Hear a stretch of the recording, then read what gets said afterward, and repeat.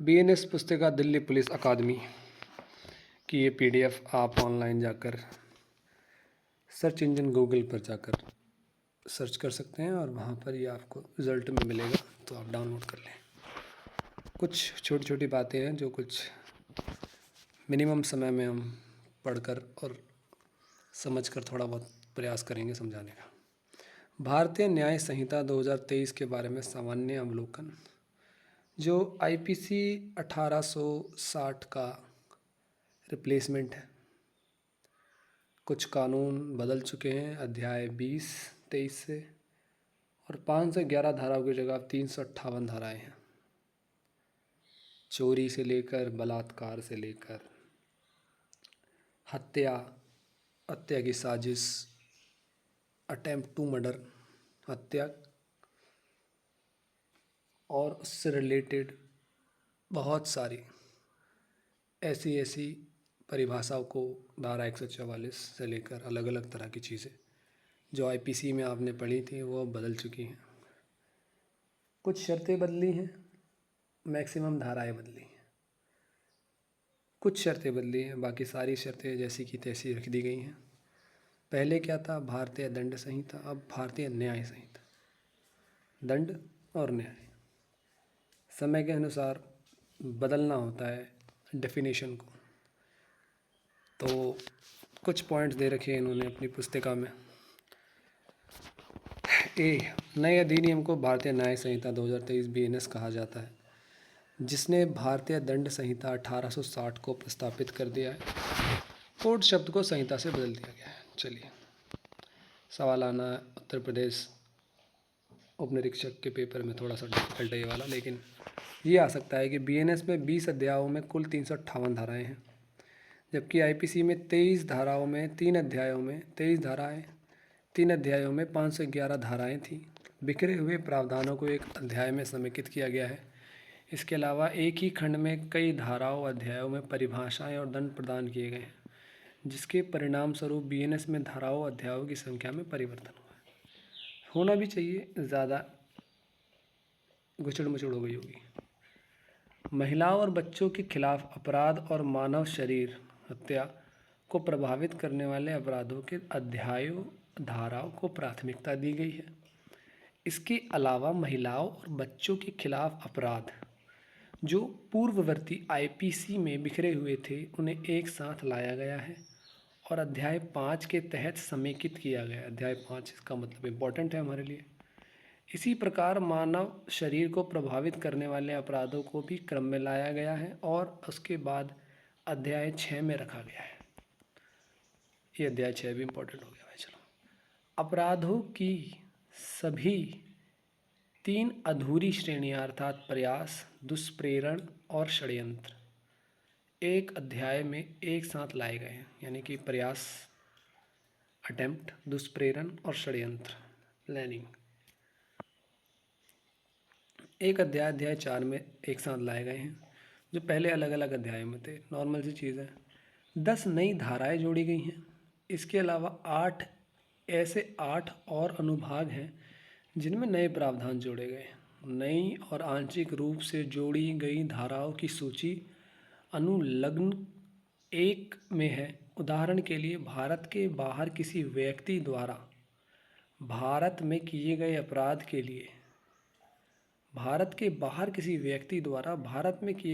के लिए उकसाना अब बीएनएस की धारा 48 के तहत अपराध बना दिया गया है। स्नैचिंग, झपटमारी के अपराध को भी बीएनएस की धारा 304 के तहत शामिल किया गया है। साथ ही बीएनएस में मॉब लिंचिंग यानी कि भीड़ हत्या, पहले ऐसा नहीं था, भीड़ की कोई वो नहीं, अज्ञात होकर निकल जाते थे लोग, लेकिन अब भीड़ हत्या जो है, संगठित अपराध और छोटे संगठित अपराधों को अलग अलग अपराध बनाया गया है।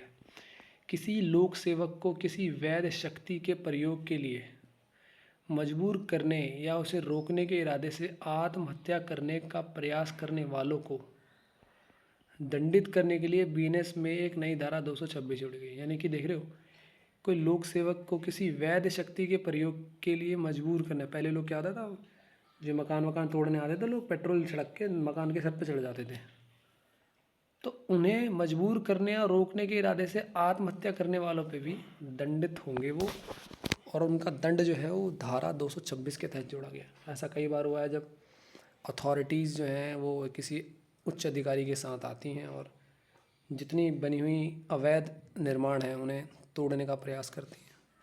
अब जिसने अपने पैसे लगाए हैं वो तो भाई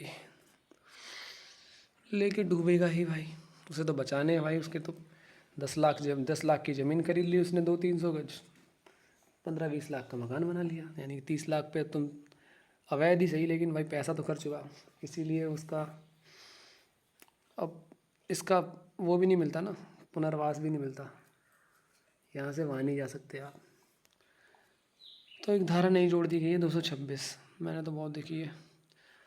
संगठित अपराध और आतंकवादी कृत्यों से निपटने के लिए संगठित अपराध और आतंकवादी कृत्य के अपराध को निवारक दंड के साथ संहिता में जोड़ा गया बीएनएस 2023 की धारा 111 और 113 क्रमश संगठित अपराधों और आतंकवादी कृत्यों के कमीशन, प्रयास, उकसावे, साजिश को दंडित करती हैं।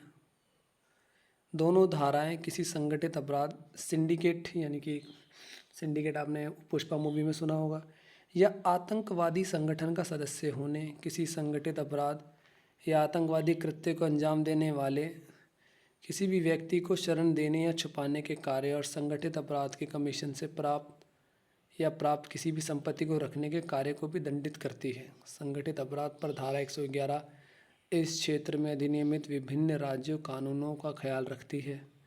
आतंकवादी कृत्य पर धारा 113 को UAPA की तर्ज पर तैयार किया गया है। यह भी प्रावधान किया गया है कि आतंकवादी कृत्य के अपराध के मामले में एसपी रैंक से नीचे का अधिकारी यह तय नहीं करेगा कि बीएनएस 2023 या UAPA के प्रावधानों के तहत मामला दर्ज किया जाए या नहीं। यानी एसपी से नीचे का जो अधिकारी है वो तय नहीं कर सकता, और मैं कहता हूँ तय के अलावा बयानबाजी भी करना गलत ही होता है। चलिए पॉइंट जी पढ़ते हैं। बीएनएस की धारा 69 में शादी, रोजगार, पदोन्नति का झूठा वादा करके या पहचान छिपाकर यौन संबंध बनाने आदि के लिए एक नया अपराध पेश किया गया है, और ये तो हो ही रहा है, आपको पता है समाज में। शादी, रोजगार, पदोन्नति का झूठा वादा करके या पहचान छिपाकर यौन संबंध बनाने आदि, ये सिर्फ आप ये मत समझो कि सरकारी जो है ये सब हर आदमी हर एक फील्ड में जो है ये हर जगह पे लागू होता है, और वहाँ पे आपको अगर ऐसा महसूस हो रहा है तो आप सेक्शन 69 के तहत जा सकते हैं। पुलिस जो कार्रवाई करेगी वो 69 के तहत करेगी। आपका तो मौलिक अधिकार हनन हो जाता है कई बार इस जगहों पर। तो यौन संबंध बनाने के आदि के लिए एक नया अपराध पेश किया है। यह प्रावधान उन लोगों के लिए एक निवारक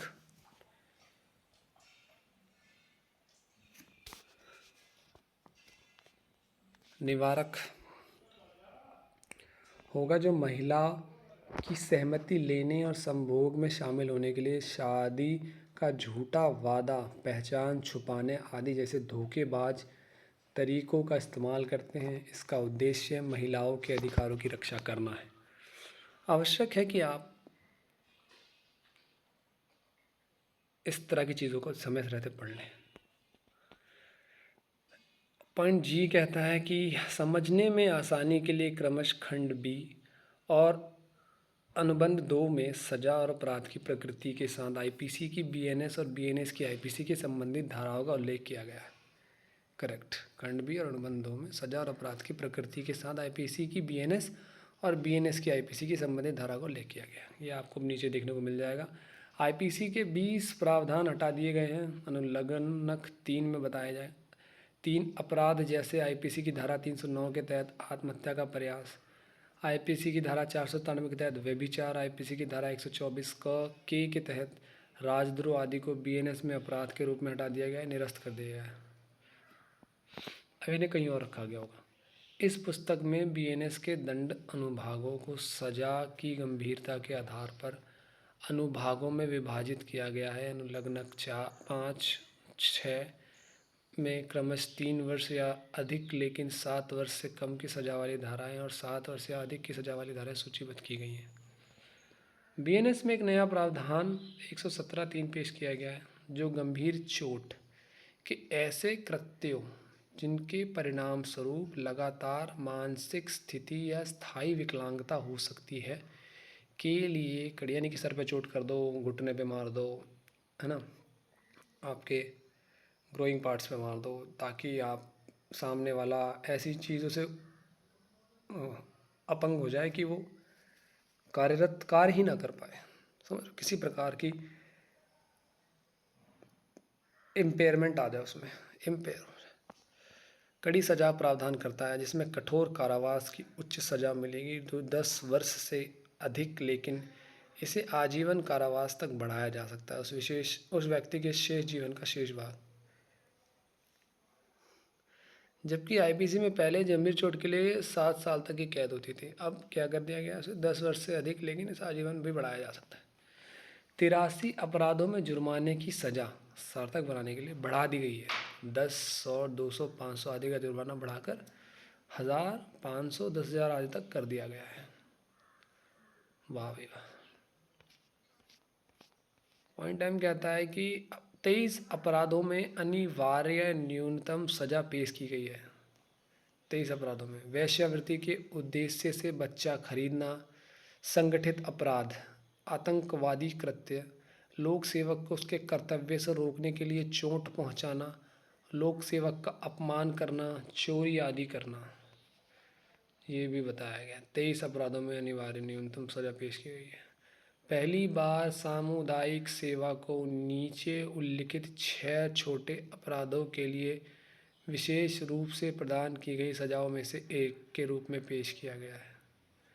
यह दंड योजना में सुधारात्मक दृष्टिकोण का परिचय देता है, जिसका उद्देश्य समाज में न्याय प्राप्त करना है।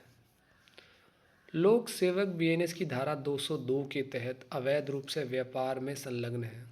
पहली चीज़ ये, बीएनएस की धारा 84 की उपधारा 1 के तहत प्रकाशित उद्घोषणा के जवाब में उपस्थित न होना धारा 209 बीएनएस के तहत दंडनीय है।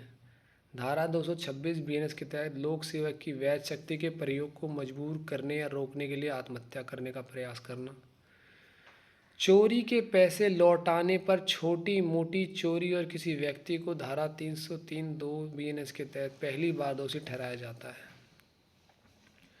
चोरी के पैसे लौटाने पर छोटी मोटी चोरी, ये भी एक चोरी है भाई, ये है भाई, ऐसा होता है। 10 करोड़ मिले, 1 करोड़ पेल दो, मतलब खपत कर लो। धारा 355 बीएनएस के तहत शराबी व्यक्ति द्वारा सार्वजनिक रूप से दुर्व्यवहार, पहले ऐसा होता नहीं था। अब अगर शराबी व्यक्ति सार्वजनिक स्थल पर सार्वजनिक रूप से दुर्व्यवहार करता है, चलते चलते गालियां दे रहा है, किसी को छेड़ रहा है, किसी का ठेली वाला चल रहा है, दुकान वाला चल रहा है, उसका नुकसान कर रहा है, तो भाई धारा 355 के तहत जो उपयुक्त अधिकारी है, हो सकता है वो उपनिरीक्षक या निरीक्षक के रैंक का हो, या फिर आरक्षी या हेड कांस्टेबल की रैंक का हो, तो वो कार्रवाई कर सकता है, लेकिन पहले उसे उसको संभालना ही होगा। धारा 356 बीएनएस के तहत मानहानि, भाई मानहानि तो होना ही होना है। मानहानि का मतलब ये है कि भाई किसी के नाम की ऐसी कर रहे हो तुम। पॉइंट 2 कहता है कि कुछ अपराधों को लिंग तटस्थ बना दिया गया है। वे हैं 76, विवस्त्र करने के आशय से महिला पर हमला। ओहो, इसीलिए कहता है 76 लगवा दूंगी हैं। ठीक है, ये आवश्यक है, इस चीज़ को हंसी मजाक में लेने से बेहतर है पढ़ा जाए। जो कोई किसी महिला को विवस्त्र करने या निर्वस्त्र होने के लिए बाध्य करने के आशय से उस पर हमला करता है या उसके प्रति आपराधिक बल का प्रयोग करता है या ऐसे कृत्य का दुष्प्रेरण करता है, तो वह दोनों में से किसी भांति के कारावास से, जिसकी अवधि 3 वर्ष से कम नहीं होगी किंतु जो 7 वर्ष तक की हो सकेगी, दंडित किया जाएगा और जुर्माने का भी दायी होगा। समझ रहे हो? पॉइंट होगा ए। 77 पढ़ो अब। धारा 77 कहता है दृश्य रतिकता, जो कोई किसी निजी कार्य में लगी हुई किसी महिला को उन परिस्थितियों में जिनमें वह प्रायः यह प्रत्याशा करती है कि उसे देखा नहीं जा रहा है, एकटक देखता है या उस कृत्य में लिप्त किसी निजी कार्य में लगी हुई किसी महिला को उन परिस्थितियों में जिनमें वह प्रायः यह प्रत्याशा करती है कि उसे देखा नहीं जा रहा है, एकटक देखता है, उस कृत्य में लिप्त व्यक्ति या उस कृत्य में लिप्त व्यक्ति के कहने पर कोई अन्य व्यक्ति उसका चित्र खींचता है या उस चित्र को प्रसारित करता है, तो प्रथम दोष सिद्धि पर वह दोनों में से किसी भांति के कारावास से, जिसकी अवधि 1 वर्ष से कम की नहीं होगी किंतु जो 3 वर्ष तक की होगी हो सकेगी, दंडित किया जाएगा और जुर्माने का भी दायी होगा। और द्वितीय या पश्चातवर्ती किसी दोष सिद्धि पर दोनों में से किसी भांति के कारावास से, जिसकी अवधि 3 वर्ष से कम नहीं होगी किंतु जो 7 वर्ष तक की हो सकेगी, दंडित किया जाएगा और जुर्माने का भी दायी होगा।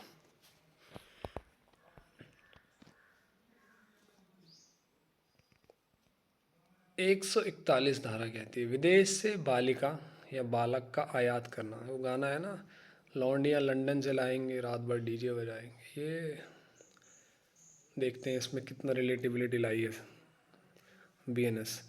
धारा 141 कहती है विदेश से बालिका या बालक का आयात करना। जो कोई 21 वर्ष से कम आयु की किसी बालिका को या 18 वर्ष से कम आयु के किसी बालक को भारत के बाहर के किसी देश से उस बालिका या बालक को किसी अन्य व्यक्ति से अनुचित संभोग करने के लिए विवश या विलुप्त करने के आशय से, या यह संभाव्य जानते हुए कि इसके द्वारा बालिका या बालक को विवश या विलुप्त किया जा सकेगा, भारत में आयात करता है, वह कारावास से, जिसकी अवधि 10 वर्ष तक की हो सकेगी, दंडित किया जाएगा और जुर्माने का भी दायी होगा। ये तो इम्पोर्टेंट था। धारा 141। महिला से सामूहिक दुष्कर्म के मामले में धारा 71 के तहत सजा का प्रावधान है कम से कम 20 वर्ष या आजीवन कारावास अर्थात तक का प्रावधान है, या उस व्यक्ति के प्राकृतिक जीवन का शेष भाग। क्यों पॉइंट है कि एक नाबालिग लड़की के सामूहिक बलात्कार के मामले में अलग अलग सजा के लिए आयु आधारित मानदंड को हटा दिया गया है और अब धारा 70(2) में 18 वर्ष से कम उम्र की महिला के साथ सामूहिक बलात्कार के लिए आजीवन कारावास या मौत की सजा का प्रावधान है। उस व्यक्ति के शेष प्राकृतिक जीवन तक या मौत की सजा भाई। पॉइंट आर, बच्चे की परिभाषा धारा 2(3) में जोड़ी गई है और ट्रांसजेंडर पुरुष और महिला। बच्चे की परिभाषा धारा 2(3) में जोड़ी गई है और ट्रांसजेंडर पुरुष और महिला के साथ ट्रांसजेंडर सहित कोई भी व्यक्ति को लिंग की परिभाषा 2(10) में शामिल किया गया है। ये पॉइंट था, वैसे ये वाला पढ़ने वाला था कि पूरे बीएनएस 2023 में बच्चा अभिव्यक्ति के उपयोग में एक रूपता लाई गई है, जिसे नाबालिग और 18 वर्ष से कम उम्र के बच्चे अभिव्यक्ति को बच्चा सबसे प्रस्तावित किया करके हासिल किया गया है। रात को सूर्यास्त के बाद और सूर्योदय से पहले से बदलना। रात को सूर्यास्त के बाद और सूर्योदय से पहले से बदलना, ये क्या पॉइंट है? अच्छा, रात को सूर्यास्त के बाद और सूर्योदय से पहले इसको बदल दिया गया। अब रात नहीं कहा जा रहा, या तो कह रहा है सूर्यास्त के बाद, सूर्यास्त से पहले। ये है रात की डेफिनेशन। चल संपत्ति में मूर्त और अमूर्त संपत्ति शामिल है। धारा 221 बीएनएस 2023 की धारा 303(2) निवारण और सजा के सुधारात्मक दृष्टिकोण का एक अच्छा उदाहरण प्रस्तुत करती है।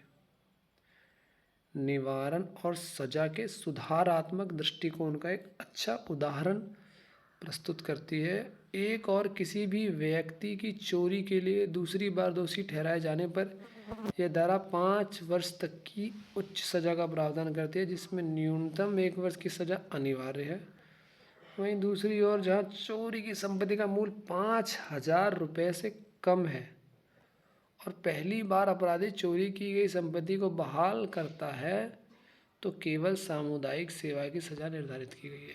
पहली बार चोरी। तो हमारे पास कुछ ऐसे पॉइंट्स थे। अब खंड ख में मुझे यकीन है कि जो भी सजा और अपराध के प्रकृति के साथ आईपीसी और की बीएनएस से संबंधित धाराएं हैं, आईपीसी बताई गई थी जो पहले, और जो नई धाराएं बनी हैं, क्योंकि अब देखो सारी धाराओं को एक ही जगह पे लुप्त कर लिया गया है।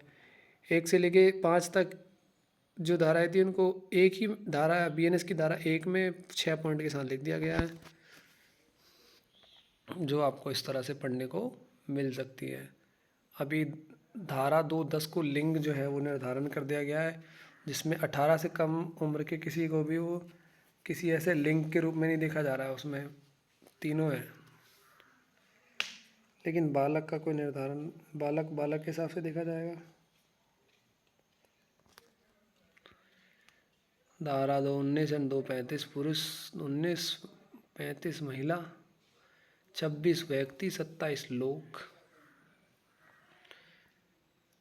चलिए आज के इस पीडीएफ के सेशन में जहाँ पे हमने एक दिल्ली पुलिस की अकादमी का जो एक प्रिंटेबल पीडीएफ था जो इन्होंने बनाकर अपलोड कर रखा है सर्च इंजन गूगल पर, तो आप जाकर वहाँ से स्वयं से भी डाउनलोड कर इस चीज़ को पढ़ सकते हैं। आगामी परीक्षा उत्तर प्रदेश उपनिरीक्षक के पेपर में हो सकता है कि इसमें से एक ना एक पॉइंट जो है अवश्य आए, जो नई धाराएं जुड़ी हैं उनसे, क्योंकि आईपीसी जो है वो अब पुरानी बात हो चुकी और पूरे देश में लगभग संपूर्ण भारत में बीएनएस 2023 लागू हो चुकी है। और उम्मीदतन जो पिछला पेपर था वो सन 2021 में हुआ था, दिसंबर माह में, लगभग 2 दिसंबर तक आई थिंक।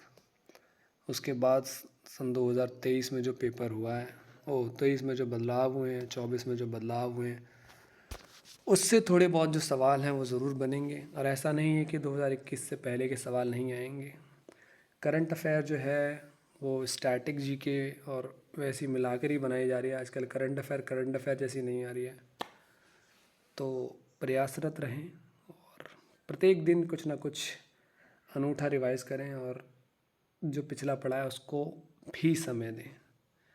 मिलेंगे अपनी अगली वीडियो में, जहाँ पर हम प्रयास करेंगे कि कुछ नए आर्टिकल्स को या नई धाराओं को जो बीएनएस से रिलेटेड है बताएं, और इम्पोर्टेंटली डाउरी एक्ट और साइबर अपराध से रिलेटेड और प्रौद्योगिकी से रिलेटेड और भ्रष्टाचार अधिनियम से रिलेटेड इन चीज़ों को कवर करने की कोशिश करेंगे।